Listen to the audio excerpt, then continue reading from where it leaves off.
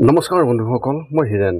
আজি এই ভিডিঅ'ৰ উদ্দেশ্য হৈছে আমাৰ লগ্ন তালিকাত থকা অষ্টম ঘৰটোৰ যি কাৰকতত্ব আৰু সেই অষ্টম ঘৰত 9টা গ্ৰহৰ যি ফলাফল তাৰে সম্পূৰ্ণ তথ্য আপোনালোকক এই ভিডিঅ'টোৰ জৰিয়তে আগবঢ়াইছোঁ, যাতে আপোনালোকে ইয়াৰ সম্পূৰ্ণ তথ্য জানিব পাৰে। লগতে যিসকল ব্যক্তিয়ে বৰ্তমান জ্যোতিষ শিকি আছে তেওঁলোকৰ বাবেও উপকাৰী হ'ব বুলি এই ভিডিঅ'টো বিশেষভাৱে প্ৰস্তুত কৰিছোঁ, যাতে তেওঁলোকে ইয়াৰ তথ্য লাভ কৰিব পাৰে। প্ৰথমে মোৰ চেনেলটো আপোনালোকে ছাবস্ক্ৰাইব কৰি ল'ব, যাতে মোৰ পিছৰ ভিডিঅ'বিলাক আপোনালোকে সহজে লাভ কৰিব পাৰে। লগতে মোৰ ভিডিঅ' যদি ভাল লাগে তেন্তে লাইক আৰু শ্বেয়াৰ কৰিব, কমেণ্ট কৰিব, লাইক আৰু শ্বেয়াৰ কৰিব। এতিয়া আহোঁ মূল বিষয়লৈ। আজি এই ভিডিঅ'ৰ উদ্দেশ্য হৈছে অষ্টম ঘৰৰ যি কাৰকতত্ব আৰু এই অষ্টম ঘৰত উপস্থিত থকা যি 9টা গ্ৰহৰ যি ফল তাৰে সম্পূৰ্ণ তথ্য আপোনালোকৰ আগত অৱগত কৰোৱা। বৈদিক জ্যোতিষত ৰাশিফলৰ অষ্টম স্থানৰ অৰ্থ কি? আপুনি কেতিয়াবা আপোনাৰ ৰাশিফলৰ অষ্টম স্থানৰ বিষয়ে তথ্য জানিবলৈ চেষ্টা কৰিছেনে? এই অনুভৱৰ বিষয়ে তথ্য লাভ কৰিবলৈ আগ্ৰহী নেকি আপুনি? যদি আপোনাৰ উত্তৰ হয় তেন্তে এই ভিডিঅ'টো আপোনাৰ বাবে অতি সহায়ক হ'ব।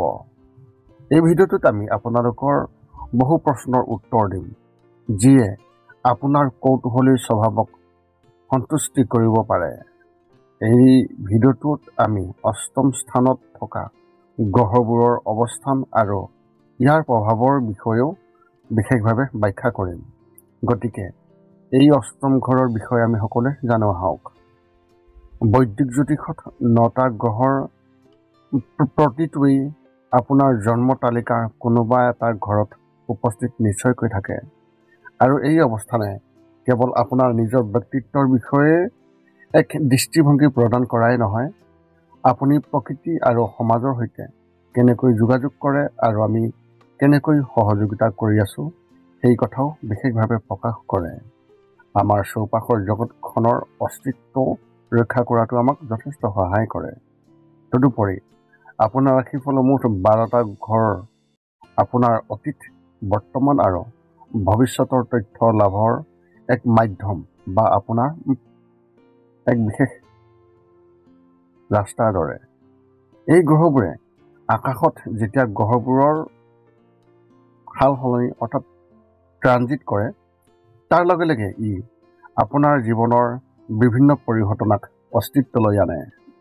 ৰাশিফলৰ প্ৰতিটো ঘৰৰ নিজস্ব অৰ্থ আছে আৰু জীৱনৰ বিষয়ে সকলো দিশকে বিশেষভাৱে প্ৰতিনিধিত্ব কৰে।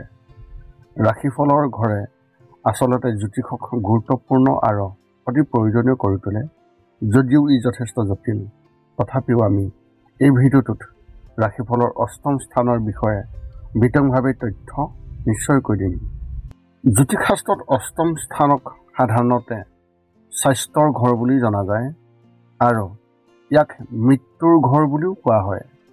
ইয়াৰ লগে লগে এই ঘৰটোক আন্তঃলিংগৰ সম্পৰ্কৰ ঘৰ বুলি গণ্য কৰা হয়। ই এইটোকে দেখুৱাইছে যে আমাৰ সম্পৰ্কই আমাৰ বাবে কি কঢ়িয়াই আনিব আৰু আমি কেনেকৈ এই সকলোবোৰৰ পৰা ওলাই আহিব পাৰোঁ, যিহেতু ইয়াৰ শাসক গ্ৰহ মংগল।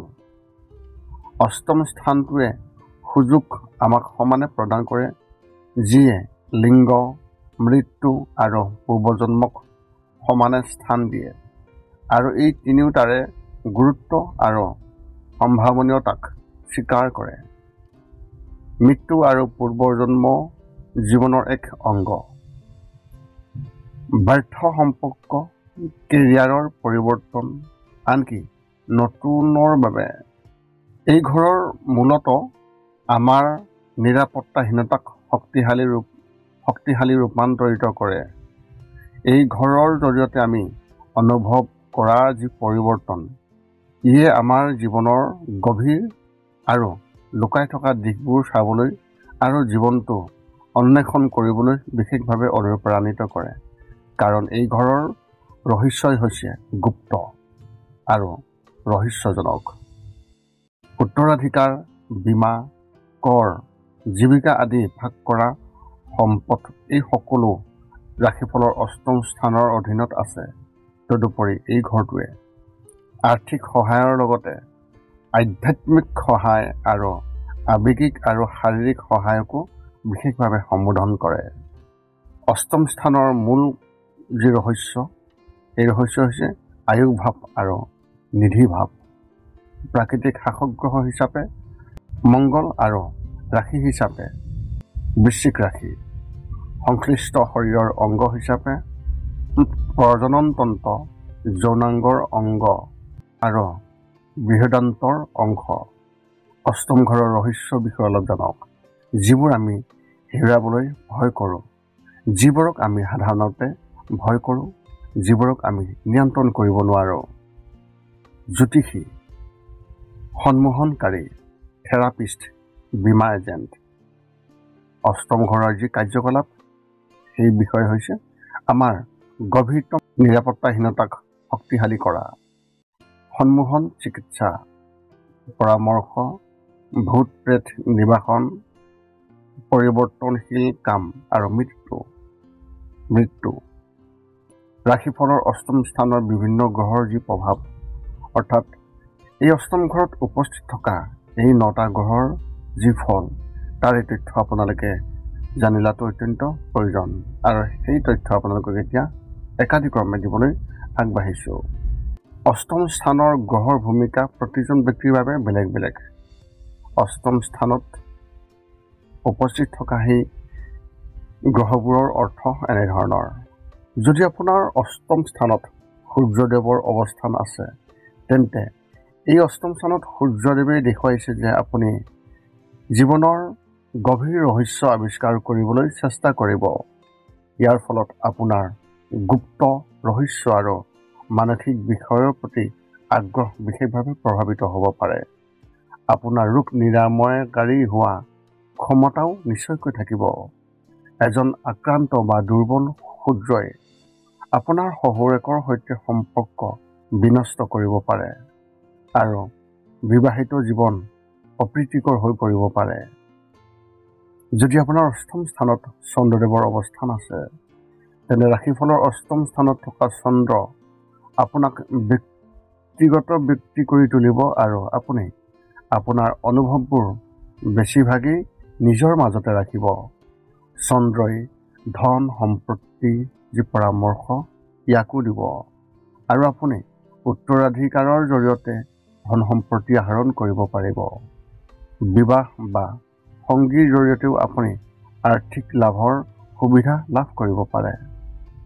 সম্ভাৱনাই আপোনাক নিৰাপত্তা আৰু সম্পূৰ্ণতাৰ অনুভৱ দিব। এজন আক্ৰান্ত চন্দ্ৰই আপোনাৰ মনলৈ মানসিক ভয় আনিব, অৰ্থাৎ ডিপ্ৰেশ্যন নিশ্চয়কৈ থাকিব পাৰে। অষ্টম স্থানত যদিহে আপোনাৰ বৃহস্পতিদেৱৰ অৱস্থান আছে, দৰ্শনৰ গ্ৰহ হোৱাৰ বাবে অষ্টম স্থানত থকা বৃহস্পতিয়ে দৰ্শন আৰু প্ৰকৃতিৰ গভীৰ অনুসন্ধানৰ দিশত আগবঢ়াই লৈ যাব আপোনাক। আপুনি গুপ্ত বিষয়ত এজন মহান শিক্ষক হ'ব আৰু পথ প্ৰদৰ্শক হোৱাৰ ক্ষমতা লাভ কৰিব, যিয়ে মানৱ জাতিক আগুৱাই নিয়াৰ ক্ষেত্ৰত অতি সহায় কৰিব পাৰে। আপুনি এজন আশাবাদী আৰু সহযোগী ব্যক্তি। অংশীদাৰৰ জৰিয়তেও আপুনি আৰ্থিক সুবিধা লাভ কৰিব পাৰে। যদি আপোনাৰ অষ্টম স্থানত সূৰ্যদেৱৰ অৱস্থান আছে আপোনাৰ লগ্ন কুণ্ডলীত, তেন্তে ইয়াৰ অৰ্থ হৈছে আপুনি এজন কামুক সুখৰ প্ৰতি আকৰ্ষিত হোৱাৰ সম্ভাৱনা আছে, যিয়ে আপোনাক তললৈ নমাই আনিব পাৰে। শুক্ৰৰ কামনাই সাধাৰণতে ভুলৰ দিশে লৈ যায় আৰু সেইবোৰ অষ্টম স্থানৰ সৈতে মিলি যন্ত্ৰণাদায়ক ফল লাভ কৰাব আপোনাক। গুপ্ত মানসিক অধ্যয়ন, আধ্যাত্মিকতাবাদৰ উপৰিও আপোনাৰ আগ্ৰহৰ ক্ষেত্ৰসমূহৰ ভিতৰত যাদু বা নিৰাময়ো অন্তৰ্ভুক্ত হ'ব পাৰে। বিলাসী জীৱনশৈলী জীয়াই থাকিবলৈ যি ধন সম্পত্তি আৰু বিলাসিতা আপোনাৰ ওচৰলৈ আহিব, সেয়া আপোনাৰ সংগীৰ জৰিয়তে আহিব। কিন্তু আপুনি এটা কথা জানি লওক, যদি আপোনাৰ অষ্টম ঘৰত শুক্ৰদেৱৰ অৱস্থান আছে, তেন্তে আপোনাৰ যাদু মন্ত্ৰৰ প্ৰতি বা তন্ত্ৰ মন্ত্ৰৰ প্ৰতি আপোনাক আকৰ্ষিত হোৱা দেখিবলৈ পোৱা যায়।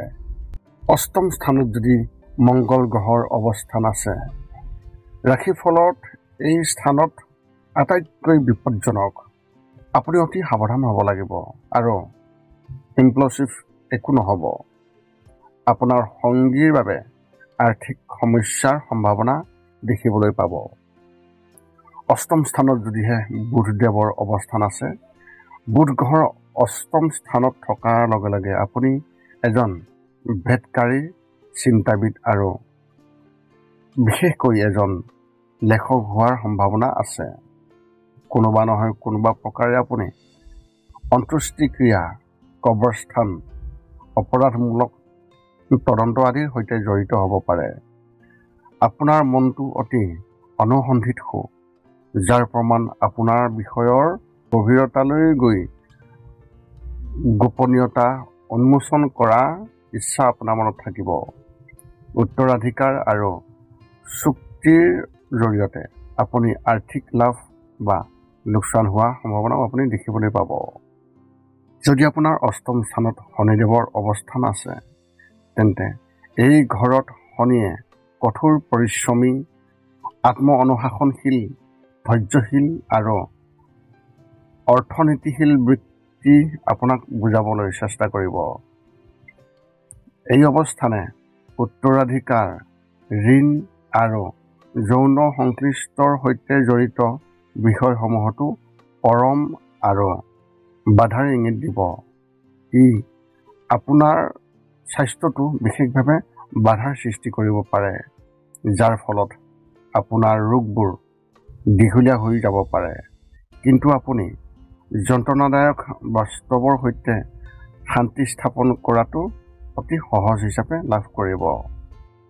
যদি আপোনাৰ অষ্টম স্থানত ৰাহুদেৱৰ অৱস্থান আছে, জ্যোতিষত এই স্থান সাধাৰণতে মংগল গ্ৰহৰ দৰেই ফল লাভ দিয়ে, য'ত আপুনি দ্ৰুত আৰু আৱেগিকভাৱে কাম কৰে। ইয়াৰ ফলত বৃহৎ বিপদজনক পৰিণতি হ'ব পাৰে। বিশেষকৈ দুখৰ সময়ত লেহেমীয়া আৰু সাৱধান হোৱাটো অতি প্ৰয়োজন।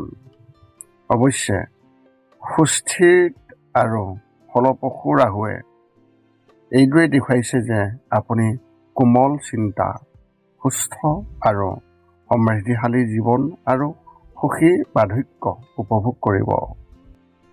যদি আপোনাৰ অষ্টম স্থানত কেতুদেৱৰ অৱস্থান আছে, ৰাশিফলত অষ্টম স্থানত থকা কেতুৱে ভাল চৰিত্ৰ, সুখ, ভাল কেৰিয়াৰ, দীৰ্ঘায়ুৰ ইংগিত দিয়ে।